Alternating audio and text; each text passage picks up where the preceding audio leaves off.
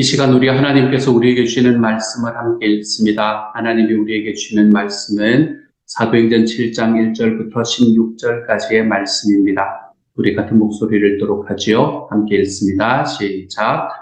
대제사장이 이르되 이것이 사실이냐? 스데반이 이르되 여러분 부형들이여 들으소서.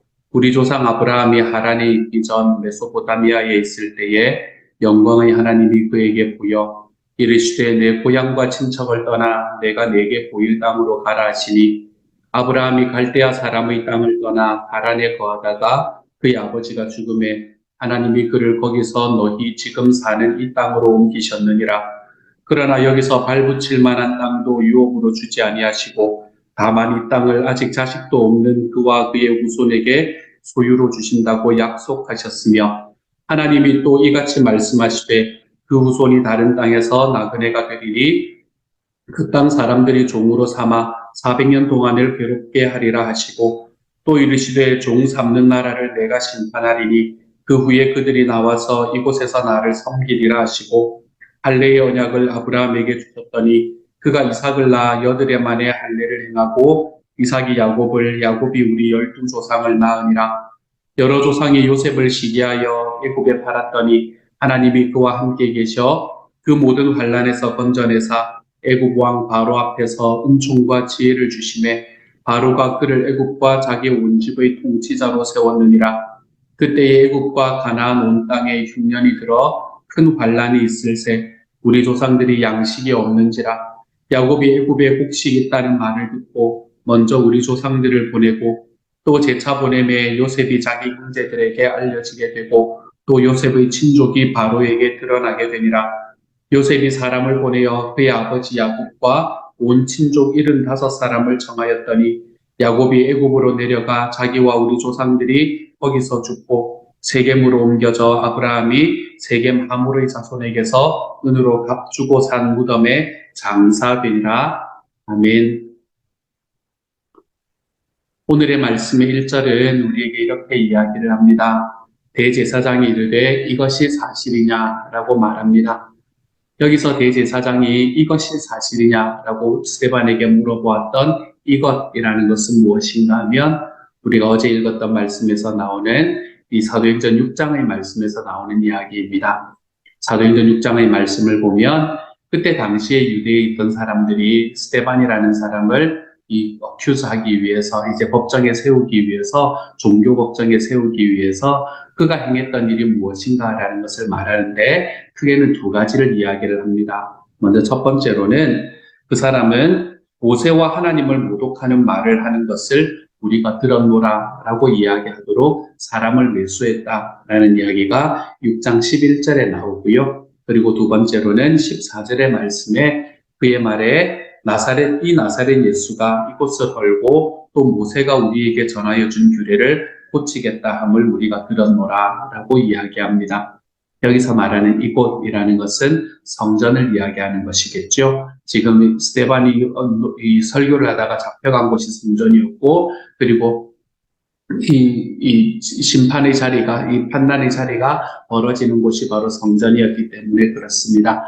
모세를 모독했다. 그리고 하나님의 성전을 무너뜨리고 다시 쌓을 수 있다고 이야기를 했다. 성전을 모독하는 이야기를 들었다라는 이 두 가지의 어큐스를 가지고 이제 이 대제사장에 나오니까 대제사장이 무엇이라고 물어보나 하면 이것이 사실이냐라고 물어보게 되는 거죠.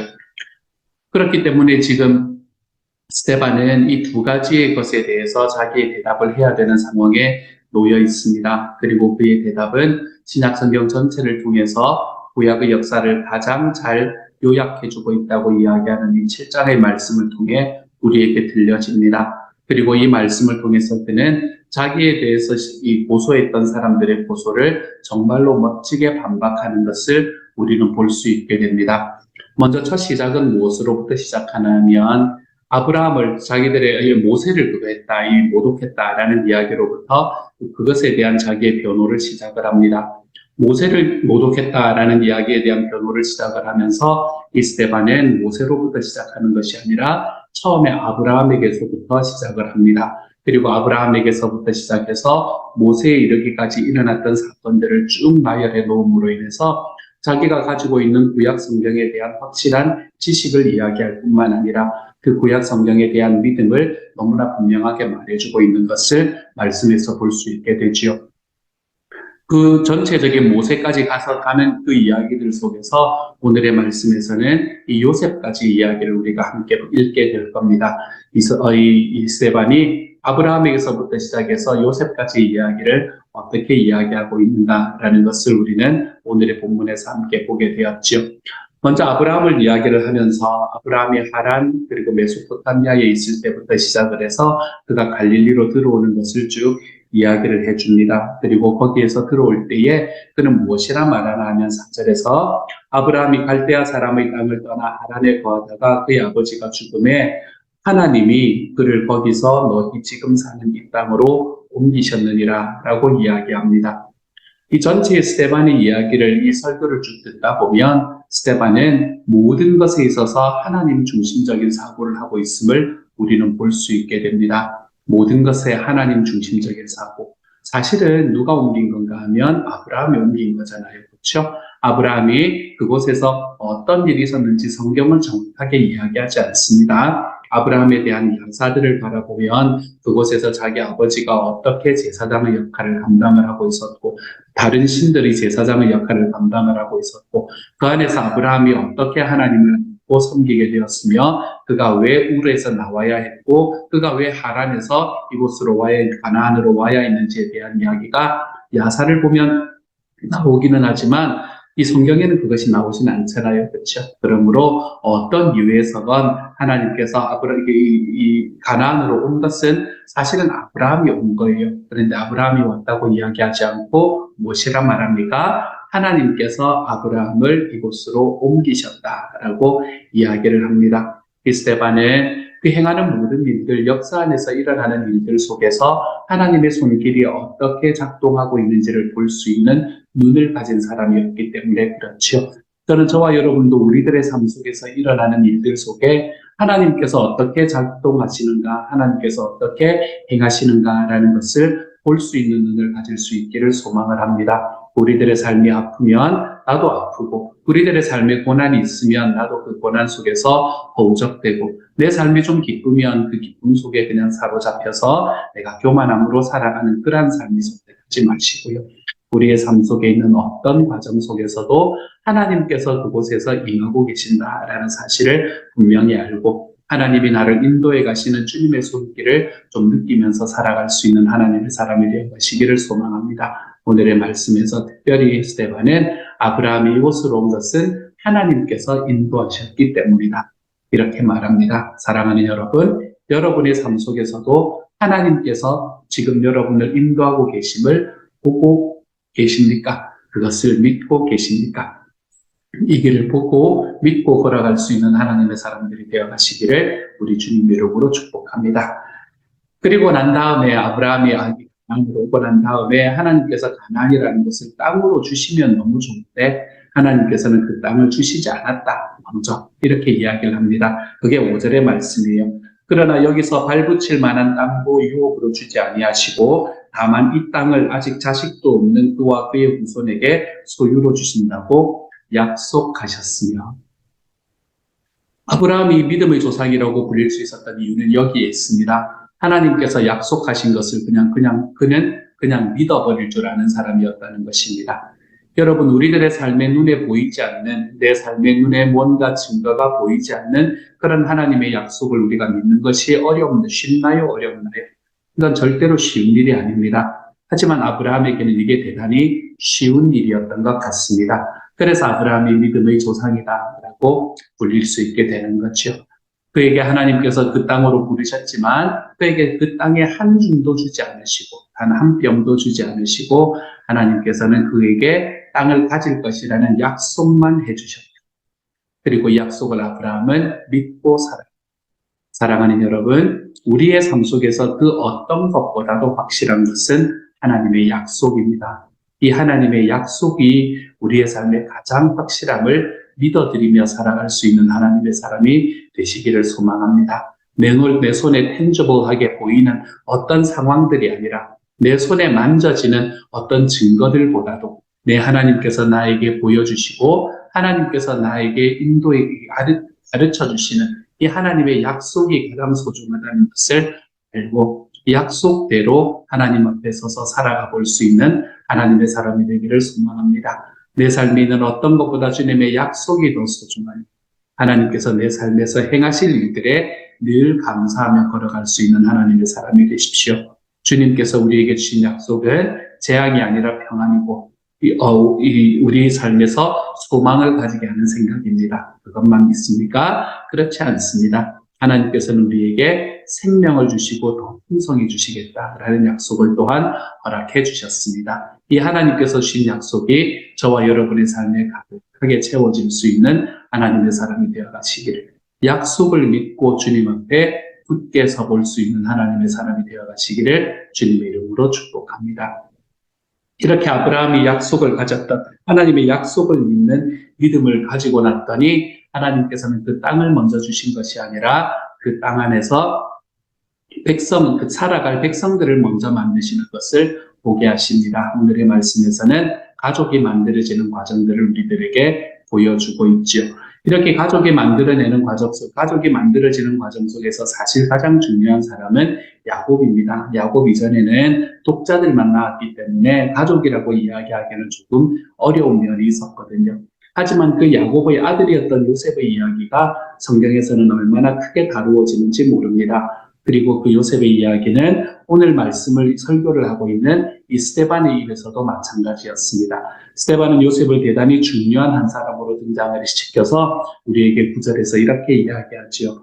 여러 조상이 요셉을 시기하여 애굽에 팔았더니 하나님이 그와 함께 계셔 그 모든 환난에서 건져내사라고 이야기합니다. 우리가 요셉의 스토리는 너무나 잘 알고 있을지도 모릅니다. 요셉은 이집트에 버금가는 자리, 이집트의 이 파라오의 버금가는 자리에 올랐던 너무나 위대한 사람이었지요. 하지만 요셉이 이렇게 성공할 수 있었던 이유를 또한 이 스데반은 너무나 분명하게 이야기합니다. 앞에서 아브라함에게서 일어나는 이야기 속에서 그가 하나님 중심으로 아브라함의 삶을 바라볼 수 있었던 것처럼 요셉의 삶도 이 스데반은 하나님 중심으로 바라볼 줄 아는 사람이었습니다. 요셉의 삶에서 일어났던 그 위대한 일들, 그것은 요셉이 자기의 마음속에 꿈을 품고 그 꿈을 단 한 번도 쉬지 않고 하나님 앞에 끝까지 이루어 갔기 때문에 된 것이 아닙니다. 하나님께서 요셉의 삶이 하나님 앞에 성공했던 이유는 오늘의 구절의 말씀이 이야기하는 것처럼 하나님이 그와 함께 계셨기 때문이다라고 이야기하죠. 요셉이 가지고 있었던 그 욕망, 요셉이 가지고 있었던 소망이 이루어진 게 아닙니다. 하나님께서 그와 함께 계심으로 인해서 요셉의 삶을 성공시켜주는 자리로 걸어가게 된 거지요. 사랑하는 여러분, 우리의 삶의 성공도 여기에 있습니다. 내가 어떤 꿈을 꾸고 내가 어떤 마음을 가지고 살아가는가, 그것도 사실 중요하지만 우리의 삶의 성공을 좌지우지하는 가장 중요한 요소는 내 삶에 하나님이 함께 계시는가 계시지 않는가, 여기에 달려있다는 사실을 기억하시기를 소망합니다. 오늘 하루의 질문은 이것입니다. 살아가는 여러분, 여러분은 오늘도 하나님과 함께 걸어가고 계십니까? 하나님과 함께 살아가고 계십니까?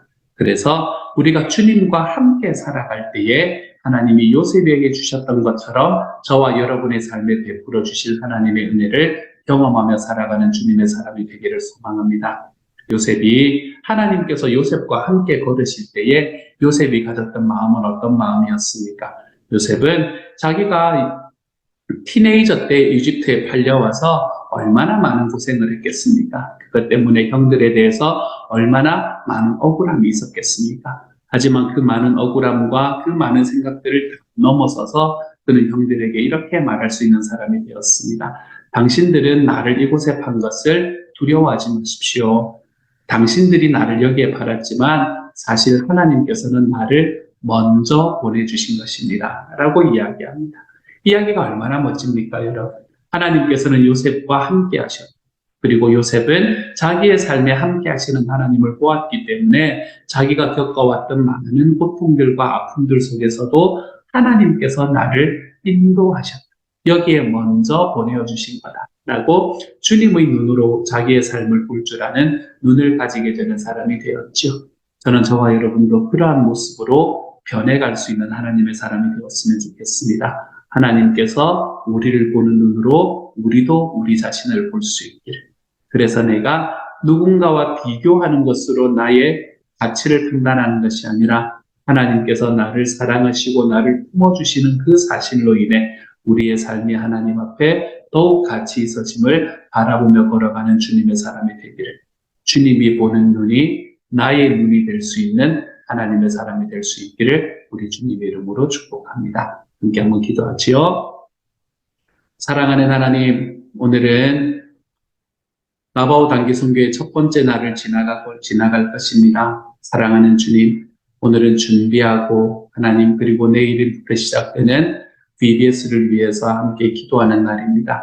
주님께서 저희에게 은혜 더하여 주셔서 우리 교회에 함께 참여하는 21명의 우리 형제자매들 하나님 안에서 강건할 수 있도록 주님이여 도와주옵소서. 오늘의 말씀을 통해서 하나님께서 행하시는 일이 우리의 삶을 이끌어간다라는 사실을 다시 한번 바라봅니다. 주님, 우리가 주님께서 우리의 삶에 베푸시는 하나님의 은혜를 기억하고 주여, 주님께서 정말 내 삶을 인도해 가시고 내 삶을 이끌어 가시기 때문에 내가 하나님 앞에서 내가 경험되는 하나님이 경험케 하시는 하나님 그 고난들조차도 주님께서 나를 먼저 보내신 일이다. 이것을 다시 한번 고백하며 하나님 앞에 살아가는 주님의 사람들 되도록 아버지여 도와주옵소서. 모든 말씀을 우리 주님 예수님 이름으로 또 드립니다. 아멘.